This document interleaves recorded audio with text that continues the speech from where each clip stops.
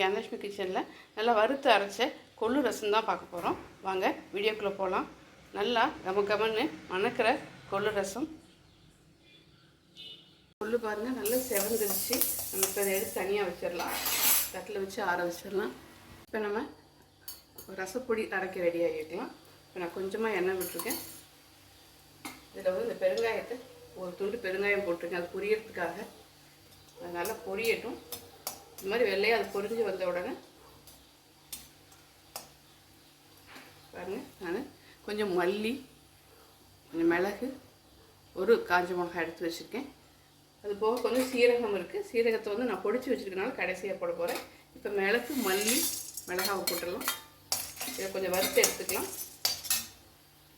நல்லா வாசம் வர ஆரம்பிச்சிச்சு. நான் அடுப்பு ஆஃப் பண்ணிடுறேன். நீங்கள் சீரகம் முழுசாருன்னா இது கூடயே போட்டு நீங்கள் சீரகத்தை வறுத்து எடுத்துடலாம். நான் இப்போ பொடியாக வச்சுருக்கனால இது கடைசியாக போட்டு இந்த சூட்லேயே கரைச்சி விட்டுறேன். இப்போ நம்ம அந்த கொள்ளையும் இதையும் சேர்த்து நல்லா பவுடராக அரைச்சி எடுத்துகிட்டு வந்துடலாம். அந்த வறுத்த கொள்ளு, அதுக்கப்புறம் மிளகு, சீரகம், மல்லி, அது எல்லாத்தையுமே நான் வந்து பொடிச்சு எடுத்து வச்சுருக்கேன். இப்போ கடாயில் எண்ணெய் விட்டாச்சு. தாளிப்புக்கு கடுகும் உளுத்தம் பருப்பும் போட்டுக்கலாம். கூட ஒரு காஞ்ச மிளகா போட்டுக்கலாம்.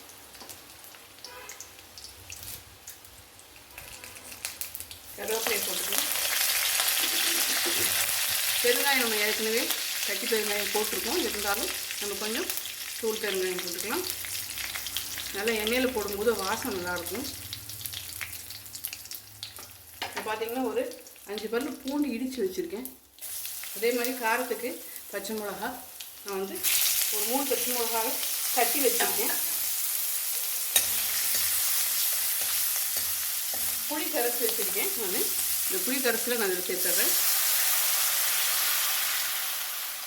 உங்களுக்கு எந்த அளவுக்கு ரசம் வேணுமோ அந்த அளவுக்கு நீங்கள் புளி கரைசல் போட்டுக்கோங்க. அது கூடயே நீங்கள் பார்க்கலாம், நான் வந்து ஒரு பெரிய சைஸ் தக்காளியும் மல்லித்தலையும் நல்லா கையாலேயே மசிச்சு வச்சுருக்கேன். நான் அதோட சேர்த்துக்கிறேன். மீதி கொஞ்சம் தண்ணியில் இந்த பொடியை கலந்து நம்ம இதில் கலந்துடலாம். நான் கொஞ்சம் மீதி வச்சுருக்கிற புளி தண்ணியில் அந்த மிக்ஸி தண்ணியோட கலந்து அந்த பொடியை கலந்து வச்சுட்டேன். நீங்கள் பொடி அப்படியே போட்டிங்கன்னா கொஞ்சம் கட்டியாகிடும். நம்ம இப்போ இதோட கலந்து விட்டுடலாம். இந்த டிஷ்ஷுக்கு தேவையான மஞ்சத்தூள், உப்பு போட்டுடலாம்.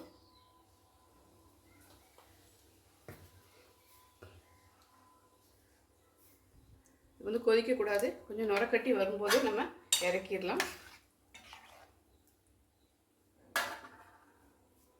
நல்லா நுரைச்சிட்டு வருது பாருங்கள்.